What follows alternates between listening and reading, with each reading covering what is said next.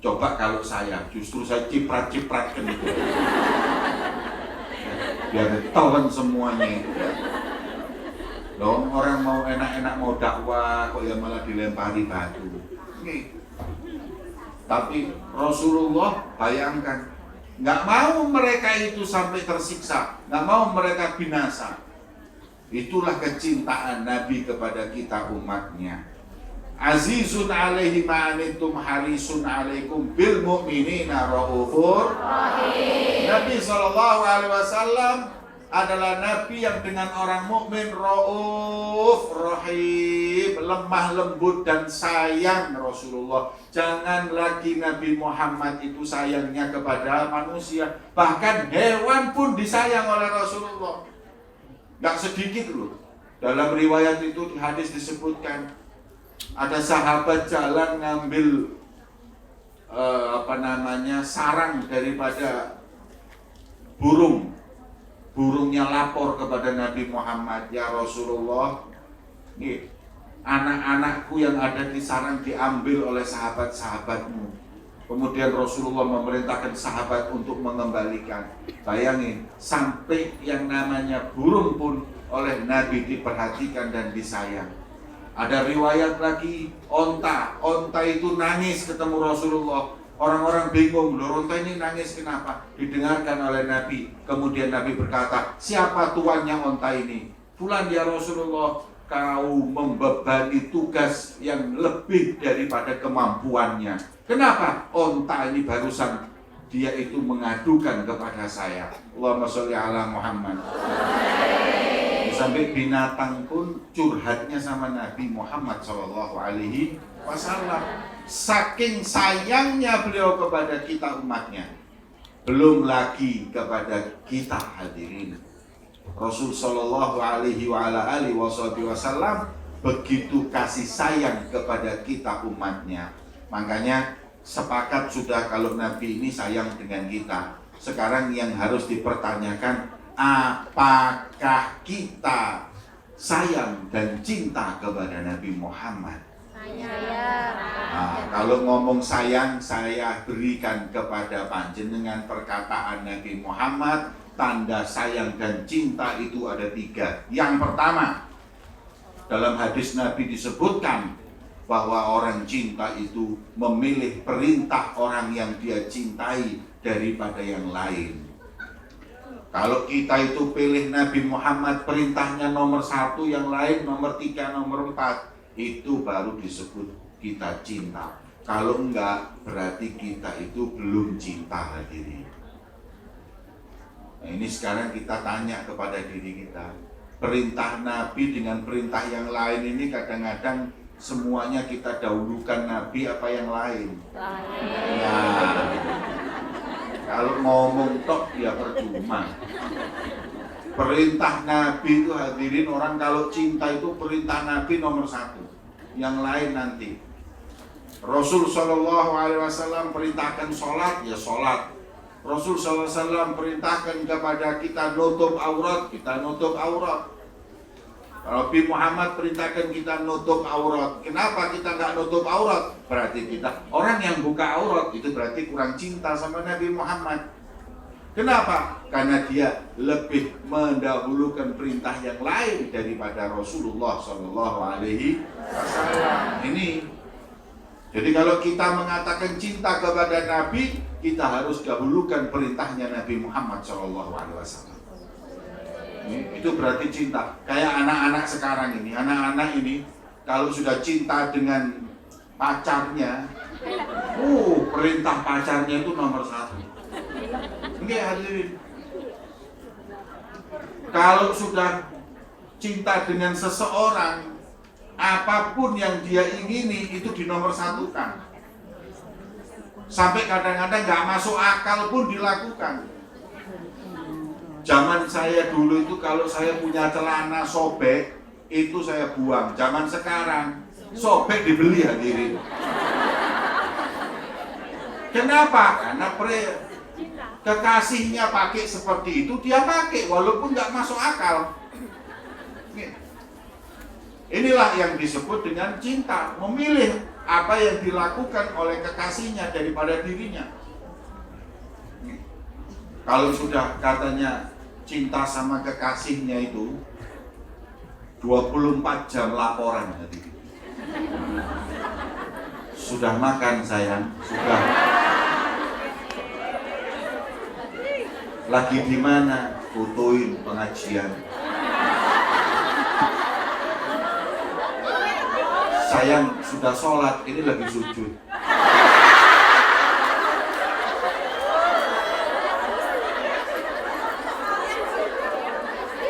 24 jam laporan nanti. Gak masuk akal kadang-kadang setengah 2 malam di WA. Assalamualaikum, tidur tuh bangun. Cuman jawab WA-nya. Ayo ketemuan yuk setengah luruh bengi. Tapi karena cinta, ayo gimana kuburan Cino? Ya berangkat. Kenapa? Orang kalau sudah cinta mau berkorban sudah. Pokoknya apapun biar perintahnya itu dia lakukan. In kana hubbuka shadiqan la ata'tahu innal muhibba liman yuhibbu muti'u. Memang di mana-mana kata orang Arab kalau cinta itu sejati kau akan taat. Di mana-mana orang yang cinta itu taat dengan orang yang dia cinta itu di mana-mana. Sampai ada namanya Abdullah bin Umar sahabat Nabi itu saking cintanya sama Nabi. Di mana Nabi pernah duduk atau berhenti dia di situ lakukan. Nabi itu pernah dulu naik kendaraan berhenti di situ. Beliau kalau naik kendaraan berhenti di situ. Kenapa? Saking pinginnya sama dengan yang dia cintai. Dalam kitab Risalah Mu'awalah disebutkan ada orang sangat cinta sama Nabi sampai makanan aja tanya Nabi Muhammad makannya apa. Sampai dia itu pernah dikasih semangka, nggak mau dimakan, tanya dulu Rasulullah pernah makan semangka enggak? Kalau nggak makan, saya nggak mau makan. Dicari di hadis, oh ya Rasulullah pernah makan semangka. Lah sekarang saya makan. Kalau nggak makan, Nabi saya nggak makan. Itu orang kalau sudah cinta itu seperti itu. Jadi sesuatu itu nggak suka. Kalau kekasihnya itu suka, jadi suka. Itu memang orang kalau cinta. Lah ini orang kalau cinta sama Nabi seperti itu. Lah semangka ini ketika mau dimakan bingung motongnya dari tengah atau dari atas. Karena Rasulullah makannya dulu dari tengah apa dari atas, bingung dia. Akhirnya dicari-cari nggak ada. Rasulullah pokoknya adanya makan semangka, cara motongnya nggak ada. Lama beliau mengatakan kalau nggak ada cara motongnya saya nggak makan. Karena saya takut saya nanti motong dari atas sedangkan Nabi dari tengah. Maka saya beda dari Nabi Muhammad. Langsung dia nggak jadi makan semangka. Makanya yang cinta sama Nabi itu, Nabi nggak pernah makan rujak, nggak pernah makan gado-gado, komene pangsit, tambah tak tahu.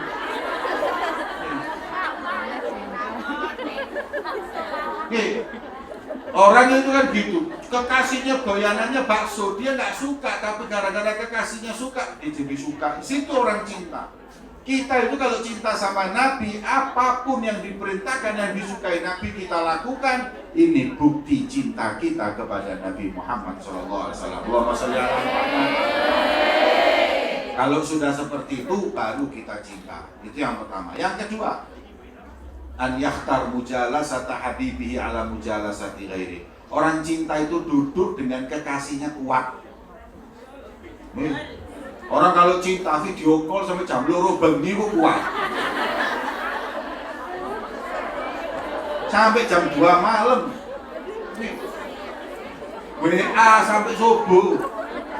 Kenapa? Itu memang adalah orang cinta. Orang cinta itu seperti itu. Duduk atau berdialog dengan orang yang dia cintai itu kuat. Nah sekarang kita semuanya ganti katanya cinta sama Nabi. Seberapa kuat kita duduk sama Rasulullah. Duduk sama Rasulullah di mana? Di Madinah, nggak perlu di Madinah. Di sini setiap kali kita ngaji nuntut ilmu itu kita duduk dengan Rasulullah. Sebagaimana Imam Sa'ad Tasturi beliau berkata, barang siapa yang ingin duduk dengan Nabi, maka duduklah dengan pewaris Nabi, nuntut ilmu, membawa Al-Quran dan hadis Nabi, maka kita seakan-akan duduk bersama Rasulullah SAW. Nah, kalau kita duduk di majelis 4 jam, 5 jam kuat, ya ini berarti kita cinta sama Nabi. Amin. Ada khotib Jumat di tangga saya itu, zaman corona kemarin itu, Khutbah Jumat itu biasanya 10-15 menit, dia khutbah itu setengah jam. Sepakat sama masjid itu doakan dia cepat mati kena corona. Bayangkan, suwi ini wong iki kalau perasaannya. Baik. Khutbah kelamaan itu loh, ngamuk semuanya. Padahal kalau kita duduk dengan orang yang kita cintai nggak ada kata kelamaan nih. Baik. Kita ini hadirin, kalau sudah cinta kayak yang biasanya yang cowok ini kan senang main sepak bola. Sepak bola itu 2 kali 45 menit itu 2 jam. Itu kalau habis itu pasti ngomongnya cepet. Kok begitu cepat, gak terasa. 2 jam, 2 kali 45 menit itu selesai sama istirahatnya. Belum kalau ada tambahan waktu, belum kalau ada yang namanya penalti, bisa sampai 3 jam. Itu mereka merasa waktu yang singkat. Kenapa? Dianggap singkat karena mereka cinta dengan pemain-pemain bola, maka waktu lama itu terasa sedikit. Ibu-ibu, kalau lihat film India itu ya 3 jam. Apalagi yang main Syahrukh Khan radhiyallahu anhu.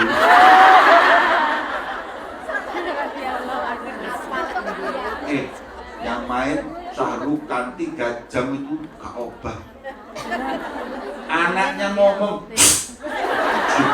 khusyuk.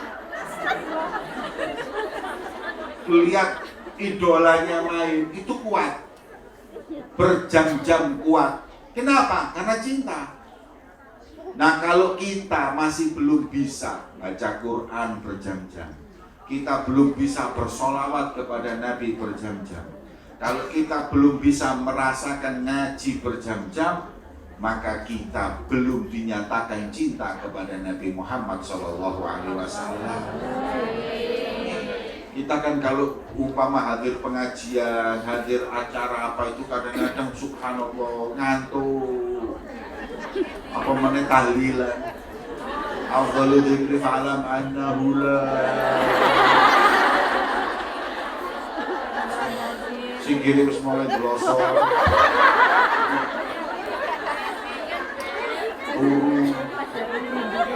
Golek kresek perkataan metu baru tangis. Nah ini repot hadirin. Ya, orang kalau cinta itu nggak kayak gitu. Orang kalau cinta itu fokus, fokus dengan kekasihnya. Karena sekarang dia lagi duduk dengan Nabi Muhammad Sallallahu Alaihi Wasallam. Itu kita, masya Allah. Kalau kita lebih sekarang apa namanya, ada satu ulama besar namanya Habib Umar bin Abdurrahman Atos. Beliau Habib Umar bin Abdurrahman itu ngomong, tuh lihat. Kita ini cinta sama Nabi dibanding mereka cinta sama artis saja kalah. Buktinya apa? Konser itu 3-4 jam berdiri. Ada enggak? Ya. Konser itu 3-4 jam. Mahalul Qiyam itu dari awal sampai akhir. Kita kan cuma baca Mahalul Qiyam paling 15 menit terus duduk lagi. Mereka Mahalul Qiyam tok, enggak ada duduknya. 3 jam, 4 jam konser itu mereka lihat. Nih, lihat acara K-pop itu, acara apapun yang namanya artis itu berdiri joget-joget itu 3-4 jam kuat. Nah kita ini ya Allah hadirin, cuman sebentar tok berdiri terus duduk lagi. Kadang-kadang kalau kelamaan Qiyam aja ngamuk-ngamuk, ya Allah, kalau perasaannya belas gitu.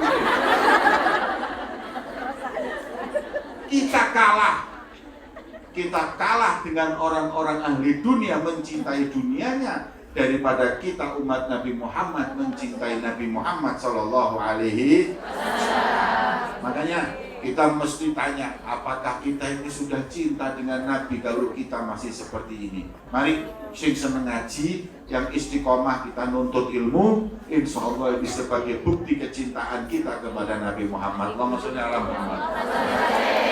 Yang terakhir, memilih ridho kekasihnya daripada ridho yang lain. Yang penting itu Nabi ridho, yang lain gak ridho gak apa-apa. Orang ini cinta itu seperti itu. Kadang orang anak-anak muda ini kalau nyontoh kepada kekasihnya, dia gak ngurus. rambut dicat hijau, dicat kuning. Itu mereka nggak peduli loh, kan nggak pantas, nggak peduli. Yang penting ridho kekasihnya. Ambian itu kalau yang dicat wong bule-bule itu kan lumayan lah. Putih, mancung, terus dicat, itu sih matching. Lalu Ponorogo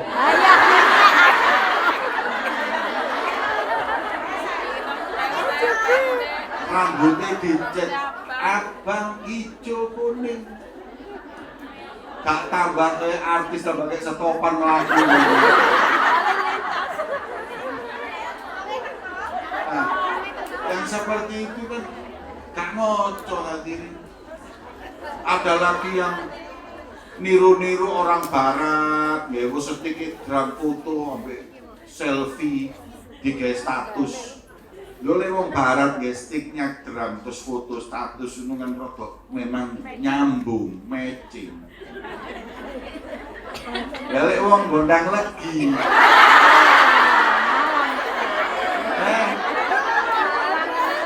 Selfie dengan stick drum. Yang di bawahnya itu yang komen, Mas pangsitnya tiroan. Kayak dodol pangsit. Hadirin yang dimuliakan oleh Allah. Kita itu mau apapun, baju kita mau keluar dari rumah, itu ditanya, Nabi ridho nggak dengan baju saya? Itu aja. Apakah Nabi ridho dengan baju yang saya pakai ini ridho atau tidak? Apakah Nabi ridho dengan saya membuat acara ini atau tidak? Orang-orang dulu itu kalau mau apa-apa itu semua itu dikembalikan sama Nabi. Kira-kira Nabi ridho atau tidak? Baju yang panjenengan pakai sekarang, kira-kira Nabi ridho? Oh pasti, Nabi ridho dengan baju yang seperti ini. Nabi itu ridho dengan baju, hadirin. Kalau perempuan itu bajunya nutup aurat, kemudian bajunya itu longgar yang menutupin juga daripada bentuk badannya.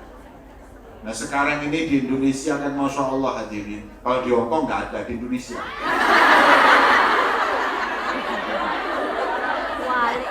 Jilbabnya ruwapet, kelambine ruwapet, bajunya itu bahan kaos. Ngapunten nggih. Saya bingung sama orang-orang itu buat apa jilbaban tapi bajunya itu kelihatan semua. Dulu sahabatnya Nabi itu, istri-istri mereka atau sahabat perempuan itu kalau berdiri nggak kelihatan mana depan mana belakangnya. Kenapa? Karena bajunya longgar. Lah kalau sekarang jilbabnya Masya Allah, tapi bajunya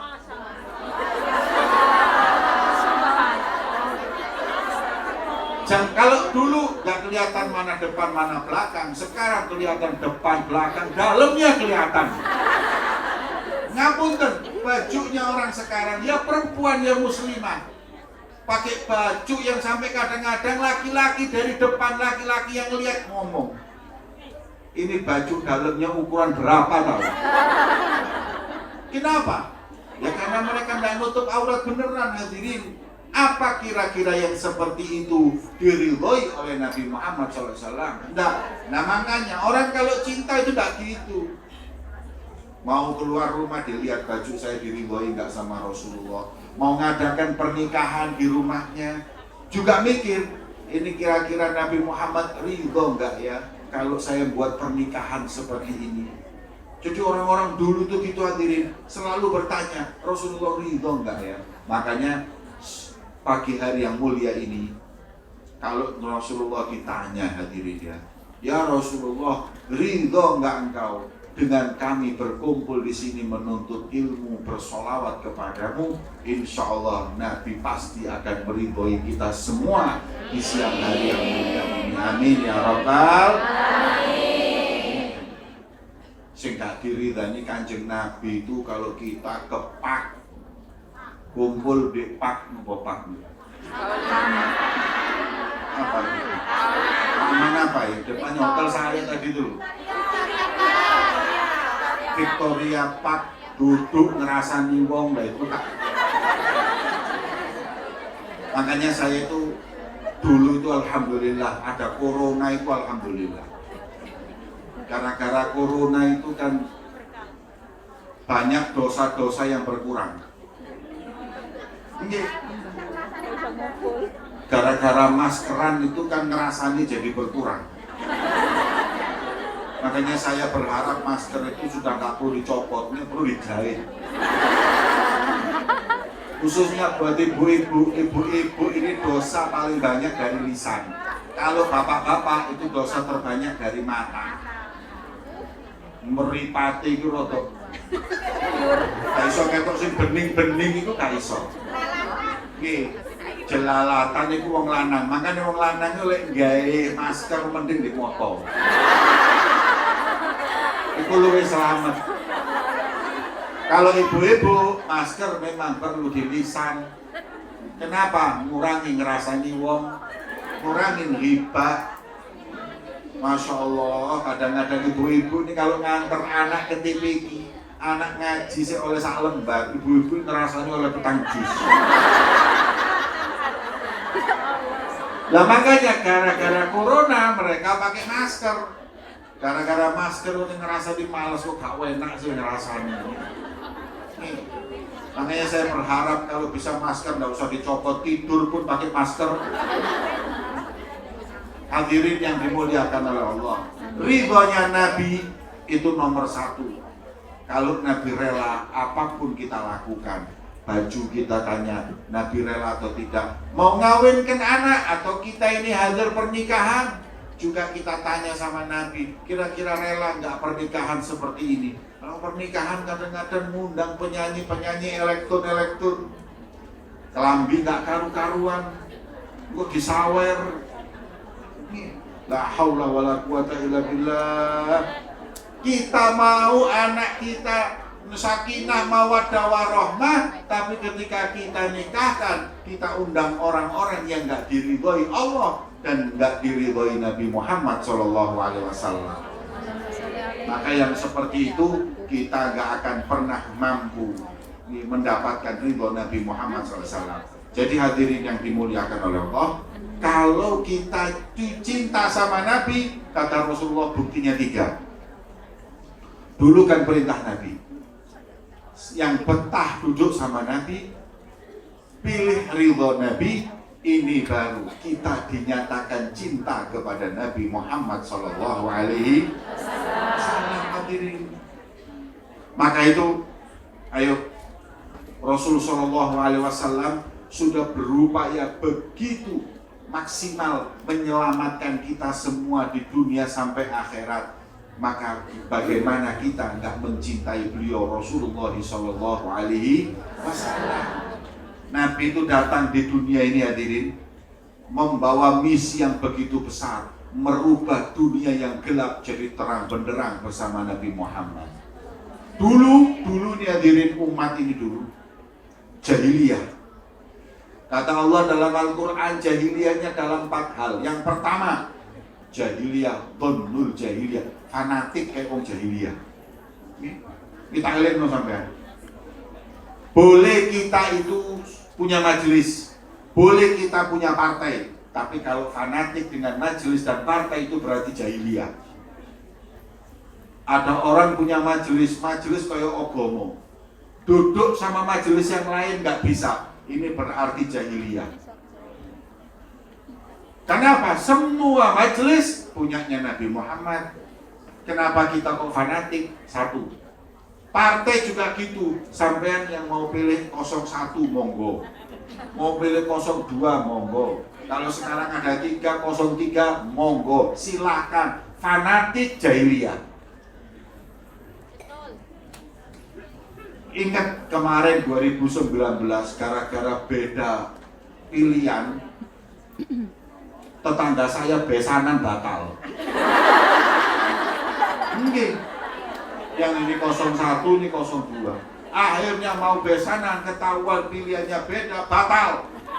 Setelah batal, nggak taunya yang ini jadi presiden, yang ini jadi menteri, bagi-bagi jatah. Yang wis batal ini mau balik lagi ya isin. Ya ini fanatik kayak gini nih dibuang, nggak ada manfaatnya. Di Madura sampai Carok, orang Carok mati. Setelah mati, delok wong-wong rangkulan. Getun iki mati mang. Ya Allah, apa belani sampai mati. Makanya sekarang juga begitu. Nanti ini 2024 sama. Sudahlah sama. Mereka itu semuanya satu rumpun, tinggal rebutan bagi-bagi. Wis, sampean yo tetep. Siapapun yang menang yo tetep. Terus kok jadi menteri ngono ah. Jangan percaya sama saya. Jangan berantem, jangan putus silaturahim gara-gara mereka. Mereka ini semua cari uang, cari jabatan. Kita mau dikorbankan, jangan.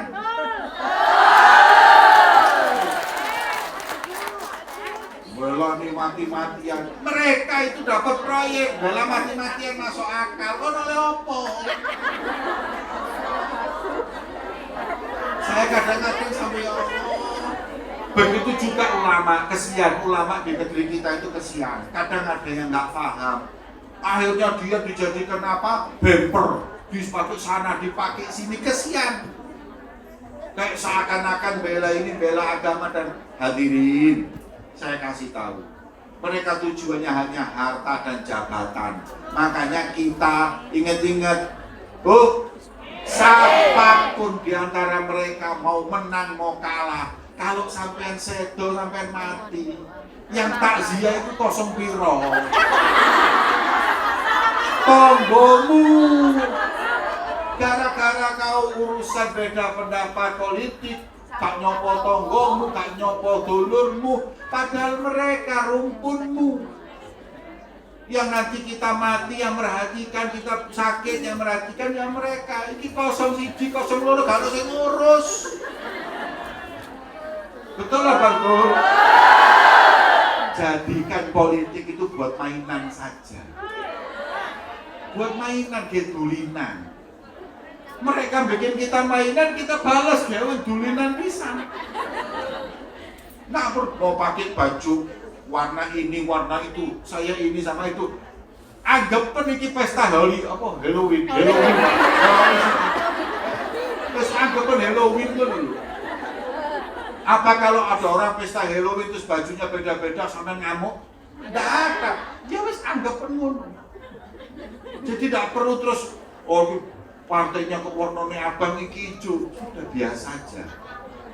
Biasa aja. Ini hanya pesta demokrasi, jangan terlalu dimasukkan hati. Karena semua tiga-tiganya yang akan menjadi presiden, insya Allah semuanya yang baik kok. Semuanya muslim, semuanya insya Allah baik. Udah selesai.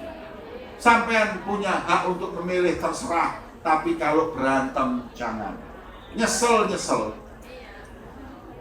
Nih, kalau kasih eling zamannya, saya diceritain bapak saya dulu. Zamannya partai masih 3. Ada enggak yang ingat partai masih 3? Yang ingat itu berarti sampean sudah tua.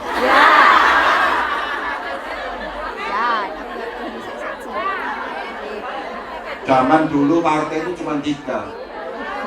P3, Golkar, Tok, nggak ada Nasdem, nggak ada partai Gerindra, kalau kabeh Hanura, nggak ada, cuma 3. Partai pertama P3 ini gambarin apa? Dalil. Orang kalau nggak nyoblos Ka'bah berarti sholat nggak madhep Ka'bah. Di Quran disebutkan tempat yang pertama kali dibangun oleh Allah adalah Ka'bah. Maka barang siapa yang nggak nyoblos Ka'bah, imannya dipertanyakan. Oh ya, apa gambarnya Ka'bah ini? Yang bingung nomor 2 ini, datang ke ulama, Yai, ini Ka'bah ini pakai nama agama supaya dicoblos lah. Saya gimana, saya kan juga muslim. Oh gampang, saya carikan dalil. Dicarikan dalil di Quran. Dalilnya adalah firman Allah, walladzina yubayyi'unaka tahta syajarah. Mereka lah, wahai sang Rasulullah, sahabat-sahabatmu yang membaiatmu di bawah pohon. Itu pohon beringin, berarti sahabat-sahabatmu itu Golkar kabeh. Ini dalil, ayo sampai nanti wong-wong. Orang harus nyoblos beringin. Kenapa? Karena mereka yang membaiat Nabi. Sing nomor 3 iki lho banteng bingung. Datang ke kiai, ngapunten kiai. Quran iku wonten dalile banteng iki. Karena kiai nyocok kuatir tak golekno dalil. Apa kiai? Quran itu surat yang paling panjang Al-Baqarah. Al-Baqarah itu banteng. Sampai ke mereka, barang siapa yang gak nyoblos banteng berarti tidak percaya dengan Al-Baqarah. Nah, semuanya mengambil ayat Quran untuk kepentingan politik, kepentingan kekuasaan. Nah, Nabi Muhammad itu hadirin datang ke sini dunia menghancurkan keyakinan fanatisme. Fanatik itu gak perlu. Nih, ini hamiyah ini bahaya. Jangan fanatik. Kita sama-sama orang Jawa, ada orang Madura jangan fanatik, ada orang Melayu jangan fanatik. Kita semua serumpun umat Islam.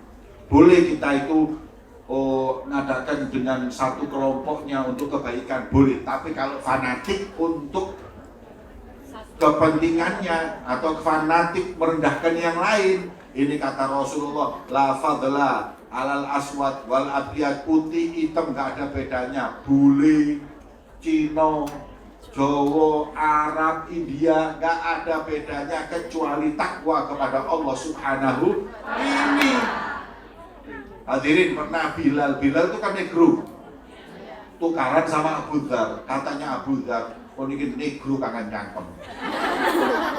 Langsung dilapor ke Nabi Muhammad, ya Rasulullah, tadi Abu Dhar berantem sama Bilal, katanya ya benar sauda, anak wong negro. Oh iya, dipanggil oleh Rasulullah, Bilal, betul kau berkata seperti ini, betul. Kemudian Rasul mengatakan, fikam ru'un jahiliyah, gak taunya kamu masih punya sifatnya jahiliyah.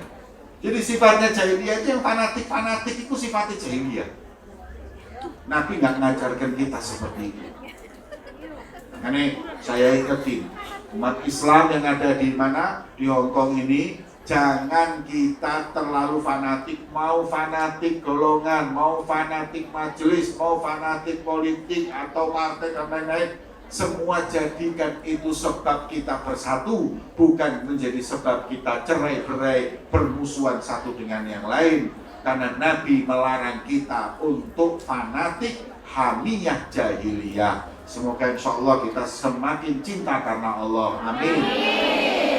Ini Nabi Muhammad datang itu, orang-orang itu fanatik-fanatik, dilangi dengan jeneng Nabi. Lah kalau kita kembali, ya berarti jahiliyah lagi. Itu yang pertama. Yang kedua, nah ini Nabi Muhammad itu datang ke dunia ini, waktu diutus oleh Allah di dunia ini, lihat orang-orang ini keyakinannya aneh-aneh. Ono sing wedi mbek bulan Safar. Nih, Safar itu bukan suro, kalau suro itu Muharram, Safar itu sebelum Safar. Kalau bilang Safar itu Safar, aslinya itu Safar. Safar itu sebelumnya Maulid. Muharram, Safar, Rabiul Awal. Orang Jawa itu paling takut sama Safar, sampai ngerabekno anak batal lek Safar. Ada nggak yang berani kawin bulan Safar? Nah, padahal Rasulullah nikahkan Fatimah bulan Safar. Karena apa? Rasulullah mengatakan la Safar wala hamah wala adwa. Jangan kalian takut, yakin sial bulan Safar, jangan.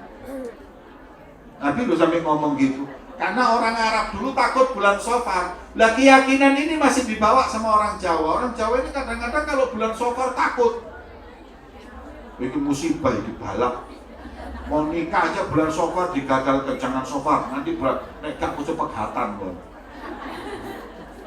Hadirin, semua hari baik walaupun lebih baik ada. Tapi kalau hari sial tidak ada. Bulan Masya Safar, nek jujur ya, bulan Safar itu jarene apes, jujur apes kayak kiai kayak habaib. Sebab nulis bulan Safar karena undangan belas. Sampai kita ini kiai abate bulan Safar musuh guru-guru diet alami. Tapi bulan Maulid melembung kabeh. Takut. Saya mau tanya, kadang-kadang kita ini mau nikah mau apa, tanya sama orang, dihitung sih. Ingat nggak dihitung? Weton itu dihitung. Oh kon rabi iki cocok nombo jenengmu sapa iki sapa didelok. Oh dihitung ini, oh gak cocok. Monggo besok gak duwe anak kon. Ya. Ini semuanya dhonul jahiliyah. Jangan, buang, tinggalkan. Nggak ada seperti itu. Rasulullah nggak ngajarin. Maaf ya, kita ini kadang-kadang masih bal-balan main sepak bola. Main sepak bola itu mainnya tanggal berapa, jam berapa, tanya dulu. Yai, itu mencoba kapan menangi grup ini. Padahal saya mau tanya, ayo Arema main sama Manchester United, hitungan kapan menang? Dihitung-hitung, oh wis ketemu piro, yombol kiamah. Bu, Anda tahu nggak orang kaya, mungkin di Hong Kong ini ada orang kaya, kayak Jackie Chan lah, sugih. Kalau di dunia ini orang kaya namanya siapa? Bill Gates. Bill Gates itu sampai tanya, Bill Gates sampai melihara keris apa? Akikmu merek apa? Nang Gunung Kawi ping piro?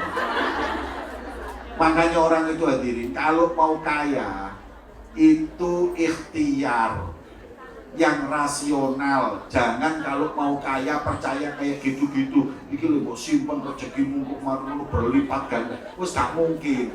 Kalau ada orang punya barang yang kalau disimpan bisa melipat gandakan harta, gak mungkin didol. Betul atau betul? Nggak mungkin. Ini akik ya sampai kalau pakai ini, wah rezekimu lancar. Ya kalau saya ngedol, siapa sih ngerti ngedol? Kalau rezekinya lancar kok dijual kan nggak masuk akal. Bill Gates itu orang paling kaya tadi, nggak punya akik, nggak punya apa-apa, tapi karena kerja dia berhasil. Lah kita ini umat Islam ini hadirin, kadang-kadang kalau mau kaya ini ya Allah, pikirannya aneh-aneh, maunya instan. Kita itu cuma diajarkan ikhtiar sambil baca surat Waqiah dan sholat duha. Buat apa sholat duha sama Waqiah? Rezeki insya Allah diberkahi sama Allah. Tetangga saya suruh baca surat Waqiah, insya Allah dijamin kaya. Gak taunya subhanallah dia ngomong, Beb, saya gak perlu baca surat Waqiah. Kenapa? Karena istri saya namanya Siti Waqiah. Ada nggak yang namanya Siti Waqiah di sini? Iki wong ngawur. Nama kok Siti Waqiah? Saya tanya bojomu jenenge Siti Waqiah ngamuan apa gak muamu? Lho jenenge kiamat, Waqiah itu kiamat. Makanya muamu kok jenenge kiamat. Orang-orang Indonesia ini kadang-kadang kalau mau ngasih nama orang itu nggak dilihat dulu, pokoknya di Quran, didelok, di Google. Oh sih rapi jeneng itu, kemudian dikasih nama. Saya pernah diundang ke Pasuruan satu kiai. Kiai ini masya Allah, jadi ketika saya datang, Assalamualaikum Kiai, Waalaikumsalam, Al-Fatihah. Saya baca Fatihah selesai. Habib mau kopi atau teh? Saya minta teh aja. Al-Fatihah. Saya duduk, Kiai ngapunten nggih saya mau pulang. Al-Fatihah. Iki opo sih Kiai mulai nang Fatihah kok. Nggak taunya pembantunya keluar bawa teh mengatakan, Al-Fatihah, nek teh susu. Loh, Yai, panjenengan Fatihah lah, saya manggil ini loh, biar santri saya namanya Al-Fatihah. Loh kok gak ngomong sampai. Saya sudah baca Fatihah berapa kali tuh. Oh maaf saya nggak tahu, ya Allah. Kok gantian jenenge Kiai, nggih pun dhewe sampean ganti Al-Baqarah. Tambah bawa pisan.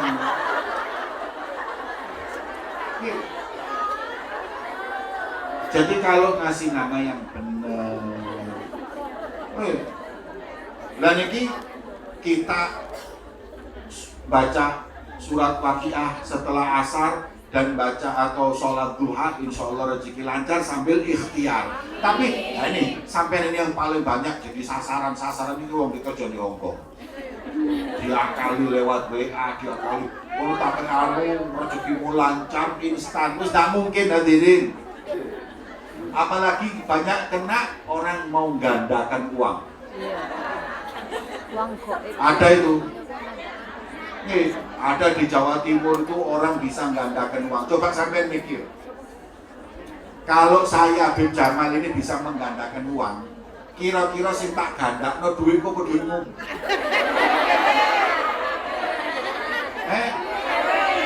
Ya uang saya, lah apa duitmu tak gandakno? Saya ini kalau bisa gandain uang, ini umpama uang saya ini bisa digandain, saya gandakan uang saya, sampai nggak punya uang saya kasih. Kalau ini habis saya gandakan lagi, kan gitu. Nah kalau dia bisa gandakan uang orang lain ini kan nggak masuk akal. Saya bingung. Gitu yang datang ya ulama, ya habaib dia ke sana. Kiai juga ke sana. Pejabat juga ke sana. Jadi saya lihat-lihat kalau sudah urusan sama duit, ini mau goblok dada. Akhirnya tertipu orang-orang dan lain-lain. Nggak mungkin ada orang bisa menggandakan uang, itu nggak mungkin. Walaupun jujur dulu pernah saya mau ke sana.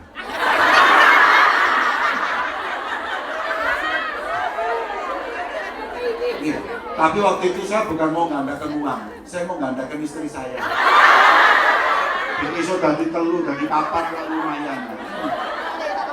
Hadirin, jadi jangan percaya hal-hal yang seperti itu. Ya, enggak. Ini semuanya gonul jahiliyah, ini semuanya adalah sangkaan-sangkaan yang dulu dibawa jahiliyah. Kadang-kadang kita ini percaya dengan rumah kita ngadep ke sana, oh apes mesti dirubah ke sini, oh main sampai muter pintu nih. Gak sugi-sugi. Jangan. Ini semua tinggalkan. Insya Allah kita mendapat keberkahan dari Allah. Yang ketiga, Rasulullah datang, hukum itu jahiliyah. Afa hukmul jahiliyah yabghun. Hukum jahiliyah itu hukum apa? Hukum jahiliyah itu hukum yang berlaku buat orang miskin yang kaya tidak. Nyolong ayam 3 tahun penjara. Nyolong sandal 2 tahun penjara. Oke. Orang kalau nyuri ayam namanya apa? Maling. Orang kalau nyuri sandal di masjid namanya maling. Tapi kalau nyuri uang rakyat 200 miliar namanya koruptor. Makanya kalau namanya koruptor masuk penjara, keluar nyalon lagi, wong namanya bukan maling. Maling itu kalau nyurinya 2 juta, kalau nyurinya 200 miliar, koruptor. Makanya Profesor Dr. Guresian gak setuju istilah itu, harus dihapus. Orang yang nyuri uang rakyat tetap namanya maling. Masuk penjara, keluar masuk maling, jadi calon presiden, calon wali kota, calon legislatif, gak mungkin mau maling. Tapi kalau koruptor masuk penjara, keluar tetap dia nyalon lagi, aku duduk maling, koruptor. Makanya kalau nyolong ojo didik-didik, itu jenenge maling. Ojo nanggung nek nyolong sing akeh pisan, jadi jenenge koruptor. Etan apa gendeng iki? Makanya, ya, apakah hukum jahiliyah yang kalian mau katanya? Rasulullah SAW itu pernah ada orang datang, ya Rasulullah, ini bangsawan, jangan kau potong tangannya karena mencuri. Kata Rasulullah apa? Jangan lagi bangsawan, anakku Fatimah kalau nyuri pun aku potong tangannya. Allahumma sholli ala Muhammad. Ini Rasulullah seperti ini hadirin, memegang kepemerintahan hukum, dia nggak bedakan siapa yang salah kena hukum. Coba lihat, maaf, saya mau tanya, banyak mana orang Islam di Hong Kong atau di Indonesia? Indonesia. Indonesia. Saya tanya lagi, makmur mana Hong Kong sama Indonesia? Kenapa Hong Kong bisa makmur padahal nggak banyak orang Muslim? Tapi Indonesia kok nggak bisa makmur padahal banyak Muslim? Banyak Hong Kong. Kenapa? Karena hadirin yang dimuliakan, di sini hukum berlaku untuk semua. Tapi di Indonesia enggak, hadirin, berlaku sama orang miskin. Orang-orang kaya hukum bisa diatur. Kalau di sini tidak, di Singapura tidak, di tempat-tempat. Makanya negara yang seperti itu hukumnya rapi, hukumnya adil, kaya. Tapi kalau kita hukumnya kalau apabila hukumnya nggak adil, kita akan oleh Allah dicabut keberkahan. Loh hadirin, kalau saya lihat-lihat Hong Kong di Indonesia ini gambar sama ini segini emas ake di Indonesia emas tuh wake, Mas Parto, Mas Iko.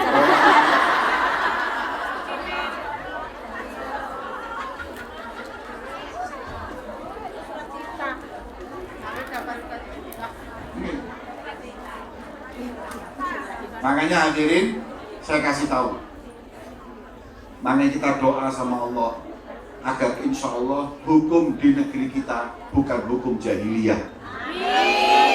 Ya, berlaku untuk orang miskin, tidak berlaku untuk orang kaya atau bangsawan. Semoga Allah jadikan hukumnya hukum yang penuh berkah. Amin ya rabbal alamin. Terakhir, Rasulullah bersabda, Allah berfirman, jangan kau berbusana busana jahili. Busana jahiliyah itu apa? Kasiat Arya bajunya tapi pakai baju tapi telanjang, minim,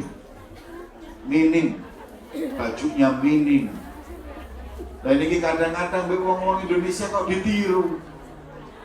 Saya ini heran, kita sudah pakai baju seperti ini bagusnya, seperti ini terhormatnya, kita jangan niru hadirin.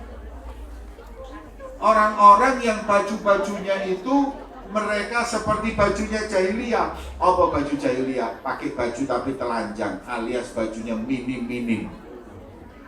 Coba sampean lihat kadang-kadang orang-orang yang pakai baju akan tetapi membuka semua ya badannya hingga nggak punya rasa malu. Ini seperti orang manusia purba. Manusia dulu kan kutangan dicelonoan doa. Tambah maju kenal baju, tambah tertutup. Makanya orang tambah maju, tambah tertutup. Nah kalau ini tambah maju, tambah terbuka, berarti dia nggak maju, dia dekat manusia purba. Nah sampean ini yang modern, ini kayak sampean. Ini baru modern. Yang buka-bukaan itu nggak modern, justru mirip manusia purba. Di barat ada orang non-muslim, dokter perempuan pinter tapi pakai cadar.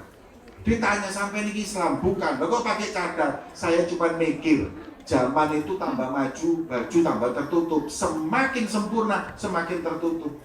Kalau terbuka, kembali lagi ke zaman purba. Makanya setiap orang yang semakin tertutup, semakin maju, semakin terbuka, semakin purba. Napa malih wis purba, celonone cekak, kaos kutange bapake digawe, wireng maneh, rambutnya keriting, numpak sepeda motor Mio,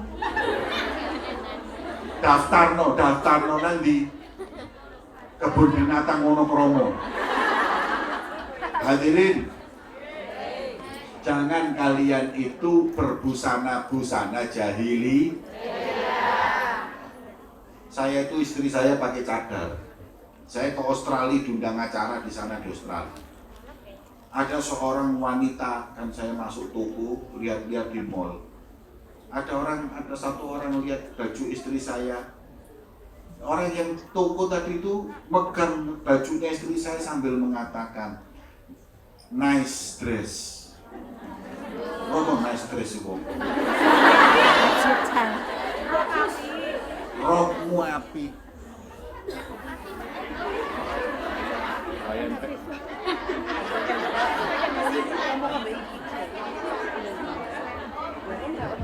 Cek.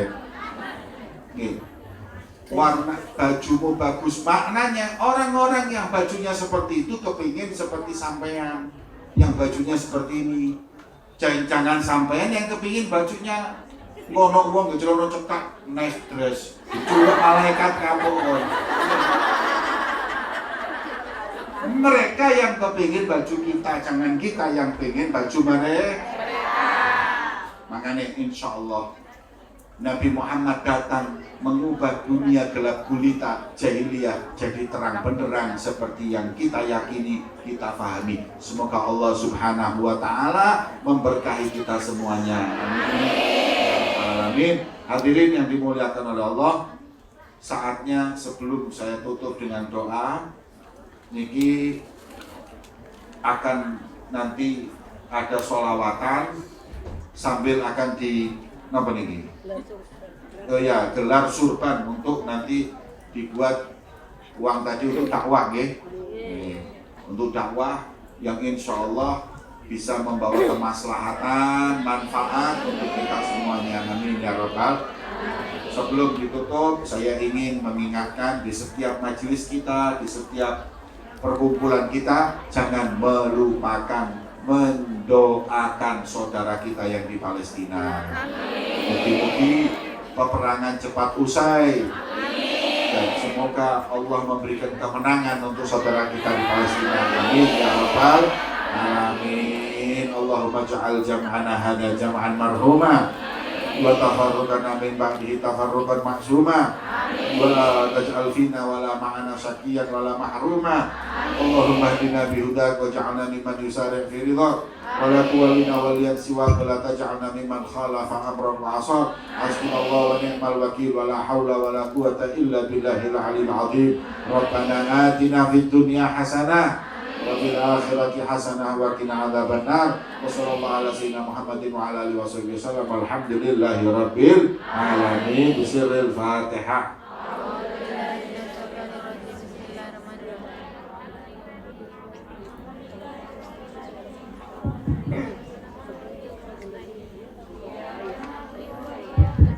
Panitia untuk siap-siap nih di sorban sedekah, mudah-mudahan dengan ikhlas bersedekah berikan yang terbaik dan mudah-mudahan dengan sedekah ini bertambah rezeki panjenengan. Amin.